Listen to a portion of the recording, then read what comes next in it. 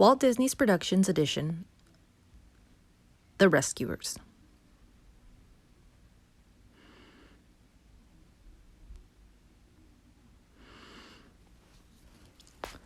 The Rescue Aid Society was having a meeting.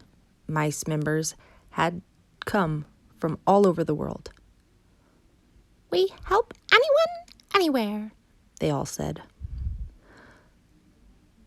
"Someone needs our help now," said Chairman Mouse. "We found a bottle in the river. There's a note in it." Bernard the janitor got the note out. The mice stood around the note. The paper was wet, so the words were hard to read, but Bianca was very smart mouse. She read the note out loud. "Dear Morningside Orphanage, I am in terrible trouble. Please hurry. Help, Penny." "Oh, that poor little girl," said all the mice. "Who will rescue Penny?" asked the chairman. "I will," said Bianca. "You can't go by yourself," cried the chairman. Bianca thought a moment. "I'll take Bernard with me," she said. "We'll make a great team." Bernard was surprised. "Gosh, Miss Bianca," he said. "Thanks." Bernard and Bianca did not know where Penny was, but they did know where Morningside Orphanage was. They decided to go there. The night was dark and rainy. How could they get inside? At last they found an open window, and they stood on the windowsill and peeked into the children's room. All the children were fast asleep. The rescuers crept inside to have a look around. Bianca pointed to a closet. "Let's look in there," she whispered. Inside the closet, the mice saw a big box full of Penny's things, but they did not see Rufus, the cat, sleeping beside the box. "Now we're getting somewhere," said Bernard. "At least we know Penny used to live here." "Shh," said Bianca. "Don't talk so loud." Bianca was too late. All of a sudden, Rufus woke up. Bernard and Bianca got ready to run. "Oh, you don't have to worry about me," said Rufus. "I'm too old to chase after mice." "We're looking for Penny," said Bianca. "She's in terrible danger." "Can you tell us where she is?" asked Bernard. "Oh, I'm the only one who knows where she is," said Rufus. "But no one's ever asked me." Rufus told the mice how Penny disappeared. One night, a woman named Medusa had come to the orphanage with a man called Snoops, and they kidnapped Penny. "They said they were taking her to look for diamonds in Devil's Bayou," said Rufus. "Devil's Bayou?" cried Bernard. "How will we ever get there?" "Don't worry, darling," said Bianca. "We'll fly." Early the next morning, Bernard and Bianca rushed to the airport. Captain Orville, the Albatross Airlines, was coming in for a bumpy landing. "Flight 13 to Devil's Bayou. Takes off in 5 minutes," said the captain. 13 is not my lucky number," said Bernard. "Let's take the train." "Nonsense," said Bianca. "We don't have time." Bernard and Bianca climbed aboard. "Fasten your seatbelts," said the captain. Then Captain Orville began to run. Up, up, up they flew. "I love flying," cried Bianca. Bernard did not love flying. He was scared, but he soon settled down for the long trip to Devil's Bayou. 2 days later, Snoops and Medusa were looking at their stolen jewels on an old boat in Devil's Bayou. "We have enough diamonds already, Medusa," said Snoops. "Let's get out of this creepy place." "Are you crazy?" shouted Medusa. We can't leave until Penny finds the Devil's Eye diamond. It's the biggest diamond in the world, and I want it. Snoops and Medusa didn't see Penny tiptoe out the door. By the time Medusa stopped shouting, Penny was gone. Medusa was so angry she gave Snoops a whack on the head. I told you to keep your eye on that kid, said Medusa. Medusa called her pet crocodiles. Brutus, Nero, bring Penny back.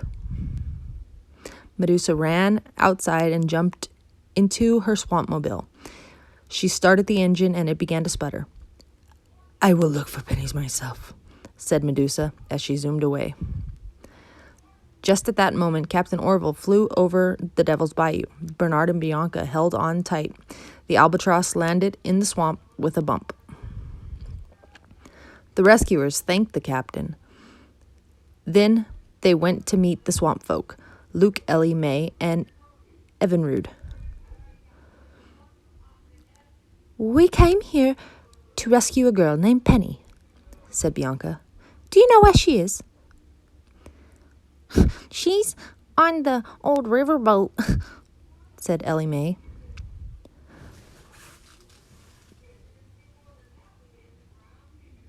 But you'll never get her away from Medusa. Every time that little girl runs off, Medusa sends those crocodiles after her. Here they come now, said Luke. Bernard and Bianca hid in the grass, and they saw Brutus and Nero carrying Penny and her teddy bear back to the riverboat. We must follow them, said Bianca. I can take you, said Evinrude. Bernard and Bianca got into Evinrude's boat. Bzz, bzz, bzz. Evinrude flapped his wings. Good luck with the rescue, called Ellie Mae as Bernard and Bianca buzzed away. When the crocodiles brought Penny back to the boat, Medusa snatched Penny's teddy bear. I won't give him back until you find the Devil's Eye diamond for me, shouted Medusa. I looked all over the cave, said Penny. I can't find the diamond anywhere. You'll find it tomorrow, said Medusa, or you'll never see your teddy bear again. The rescuers waited until Medusa was gone. Then they jumped into Penny's windowsill. Penny was very surprised to see two mice. We've come to rescue you, they said. Follow us. We'll get away in the swampmobile. But Penny didn't want to go without her teddy bear, so Bernard and Bianca hid in her room. We'll help you find the diamond, they said. The next morning, Medusa and Snopes let Penny into the swamp, and they took her to the black hole to look for the Devil's Eye diamond. Penny held on to a long rope with Snopes and Medusa, dropped her into a deep hole. But Penny was not afraid. Bernard and Bianca were hiding in her pocket. When they reached the bottom, Penny shined her light all around. This was a pirate's cave, she said. It's full of diamonds, but Medusa wants a big one. Well, let's look for it, said Bianca. Then we can get your teddy bear and go home. Suddenly, Bernard ran into a corner, and he saw some old pirate's bones, and he saw something big and shiny. I think I found it, cried Bernard. Penny and Bianca came closer. Bernard had found the Devil's Eye. It really was the biggest diamond in the world. Now, Medusa will give me my teddy bear, said Penny. Bernard and Bianca hid in Penny's pocket, and then Penny pulled on the long rope. Snoops pulled Penny up quickly. As soon as Medusa saw the Devil's Eye, she grabbed it. Oh, my beautiful diamond, she said. Your diamond? Cried Snopes. Half of the diamond is mine. He tried to look at it. Medusa gave Snopes a hard push. Get away from me, fatso, she shouted. I'm taking the diamond and the teddy bear too. Medusa started running towards the boat. The others followed her as fast as they could go. Medusa rushed into her room and she began She took out a needle and thread. She began to sew the diamond into Penny's teddy bear. "I will leave Snopes and Penny here in the Devil's Bayou," said Medusa. "The diamond will be all mine." Just as Medusa was finished sewing, Snoops burst into the room. Give me half of my diamond, he said. Penny was right behind him. "Give me my teddy bear," she said. Medusa put the teddy bear under her arm and began to run. But Medusa did not look where she was going. Suddenly, she tripped on the loose floorboard. Up into the air the teddy bear. Down to the floor went Medusa. Penny reached to catch her teddy bear. "Run for the swampmobile!" cried Bianca and Bernard. Holding onto her teddy bear, Penny ran to the swampmobile. 1, 2, 3. Bernard and Bianca and Penny all jumped in. Then Penny tried to start the engine. The swampmobile began to sputter. It started. Penny zoomed away. "Hooray! Hooray!" cried Bernard and Bianca, dancing on the steering wheel. "Stop! Stop!" shouted Snopes. "Bring back my diamond!" cried Medusa. But Penny and the rescuers did not hear them. They were on their way home. 2 days later, the Rescue Aid Society had another meeting. The mice were watching Penny on the news. She told the man how she had found the diamond in her teddy bear and it belonged to the Morningside orphanage. "But how did you get away?" asked the man. 2 little mice rescued me," said Penny. 3 cheers for Bernard and Bianca," cried all the mice.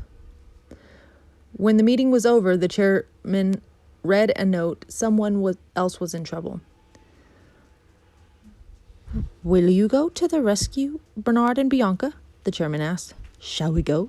said Bianca. "Of course," said Bernard. "We'll make a great team." Once again, Bernard and Bianca flew up into the air with Captain Orville. The rescuers were off on another long trip with help anyone.